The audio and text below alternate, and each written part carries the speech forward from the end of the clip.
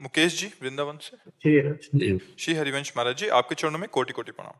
महाराज जी, मेरा प्रश्न है कि क्या भगवान से कुछ मांग सकते हैं? यदि हाँ तो ये क्यों नहीं बताएं मांग कि सकते क्या हैं? मांगा जाना चाहिए। क्यों नहीं मांग सकते हैं? हमारे बाप है, अपने बाप से नहीं मांगे तो पड़ोसी से मांगेंगे क्या? कौन ऐसा जिसके अंदर कामना नहीं? तो अपने बाप से मांगे हो तो सर्व अखिल लोक ब्रह्मांडपति हैं, जो चाहिए वो मांगे। भगवान ने चारों को भक्त कहा है, आर्त, अर्थार्थी, जिज्ञासु, ज्ञानी, सबको कहा है। यदि हमें लौकिक संपत्ति चाहिए तो हम किससे मांगेंगे? आपने हमारे को परिवार दिया है, आपने व्यवहार दिया है, तो हमको उपाय भी दीजिए। आप डायरेक्ट ना दीजिए तो उपाय दीजिए, जिससे हम अपने परिवार का पोषण करें, जिससे हम समाज की सेवा करें। अगर हमें अर्थ चाहिए तो हम आपसे मांगेंगे, हमारे दुख निवृत्ति चाहिए तो आपसे। ये साधारण भक्ति में है, प्रेम लक्षणा भक्ति में नहीं। हम इसका मंडन भी करते हैं और इसका खंडन भी करते हैं, प्रेम लक्षणा भक्ति में नहीं। जब हमने अपना तन, अपना जीवन, सब कुछ आपको दे दिया, तो फिर मेरा रहा क्या जिससे मैं मांगूं?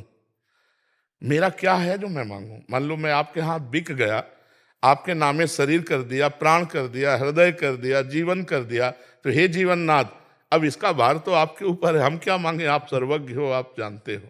ये है, यहाँ से प्रेम लक्षणा शुरू होती है। वो है साधारण भक्ति, जिसमें मेरा परिवार है, मैं परिवार को जिम्मेदार एक व्यक्ति हूँ, और प्रभु आपसे मैं मांग रहा हूँ कि मेरे परिवार का और एक है नाथ सकल संपदा तुम्हारी, मैं सेवक समेत सुतनारी। आप सर्वज्ञ हो, आपसे क्या मांगना है? आपको जो मनावे, जैसी परिस्थिति दो, हम उसी में राजी हैं। जोई जोई प्यारो करे, सोई मोहि भागे। समझ पा रहे आप? मांगना भी ठीक है, साधारण भक्ति, और मांगना बिल्कुल नहीं ठीक है, क्योंकि हमें पता है आप सर्वज्ञ हो। ये असाधारण प्रेम लक्षणा भक्ति की तरफ जा रहा है। तो अब ये देखना कि हमारी गति कहाँ है। अगर हमारी गति साधारण भक्ति में तो मांगना भी आएगा, अगर प्रेम लक्षणा भक्ति में तो हमें आप जो विधान करोगे वो आपके पास से ही होकर आएगा, हम उसी में राजी रहेंगे। हम कभी आपसे याचना नहीं कर सकते, और अगर याचना करे तो सिर्फ आपकी ही करे हमारा मन, कि आप मिल जाओ।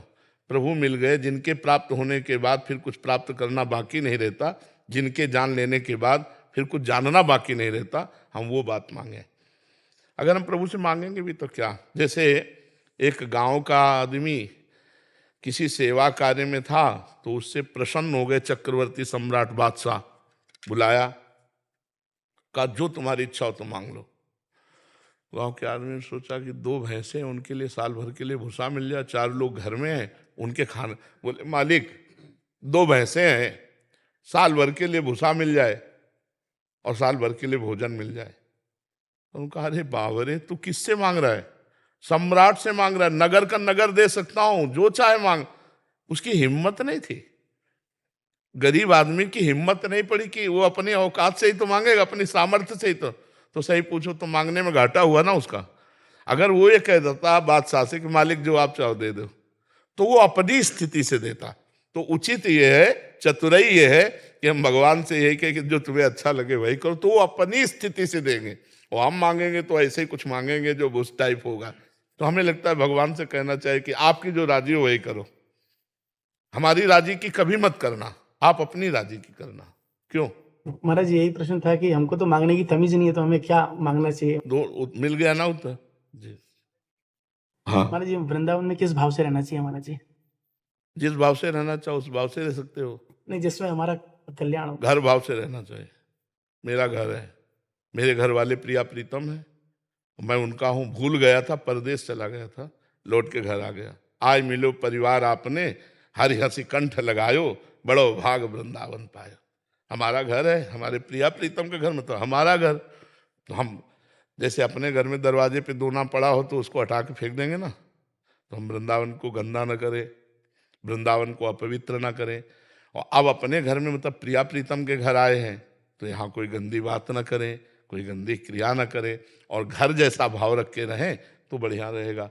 अगर हम ऐसे भाव रखें कि प्रिया प्रीतम का धाम, तो फिर अपराध, फिर पापाचरण जो बन जाएगा। फिर तो ये जैसे भाव से रहोगे वैसे आप, अगर घर भाव से रहोगे गलती भी हो जाएगी। तो वृंदावने प्रभाव सुन, अपनों ही गुण देत, जैसे बालक मलिन को मात गोद भर लेत।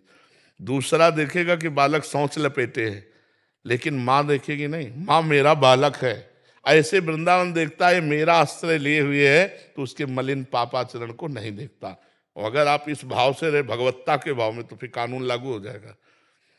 जैसे राष्ट्रपति के परिवार वाले वहां रहते हैं तो उनके ऊपर कोई कानून तो नहीं है, कोई जांच तो नहीं है, लेकिन कोई राष्ट्रपति से मिलने जाए बाहरी बनकर, अब पूरी पूछताछ जांच और आप क्यों मिलना चाहते हो, क्या? तो आप अपना घर मानकर, क्योंकि दासत्व है ना, हम लोग प्रिया प्रीतम के हैं, इसमें एक संशय है क्या? प्रिया प्रीतम के हैं, ये पक्का है ना? नहीं, सही बोलो। हाँ, तो फिर अपने घर में आ गए, अपने घर में। अगर सब पक्का नहीं है तो फिर संशय है, फिर तो भगवान मानोगे आप, और भगवान मानोगे तो कानून लग जाएगा। राष्ट्रपति मानकर मिलने जाओगे तो कानून लग जाएगा। हमारे घर के हैं, हमारे दोस्त हैं, फिर कानून नहीं लगेगा। तो घर के मतलब है दास्य भाव, सख्य भाव, वात्सल्य भाव, गोपी भाव, सहचरी भाव, कोई ना कोई भाव तो है ना। तो अपने घर के हुए ना प्रिया प्रीतम, और प्रिया प्रीतम के घर में हम रह रहे, बस इस भाव से रहो। समझ पा रहे हो? जी जी महाराज जी, मैं ब्रजवासी हूँ, जी। मैं पहले भी आया था आपके पास में। जी जी मैं मन को साफ नहीं कर पा रहा जी। हूँ और मेरा मन स्वच्छ नहीं है। जी। आप कहते हैं कि निर्मल मन। दोनों बातें सुना होगा, अभी एक ही बात पकड़े हो, दोनों बातें सुना हो, सत्संग सुना हो, तो हम याद दिला रहे हैं। जब आपके बस की बात ना रह जाए तो श्री कृष्ण को दे दो, तन दे दो, तनुवांग मनोभिर अमलई सोहम तवी वास्त्रिता। ये मकान जैसा है वैसा हम जिसके नाम कर देते हैं, फिर हमारी जिम्मेवारी खत्म हो जाती है। यहाँ का मकोड़ा, यहाँ का छिपकली, यहाँ का सब उसी के नाम हो जाएगा जिसको मकान देंगे। तो हमारे मन की मलिनता, हमारी इंद्रियों की वासना, वो सब भगवत स्वरूप हो जाएगी जिस समय तनुवांग मनोभिर अमलई सोहम तवी वास्त्रिता।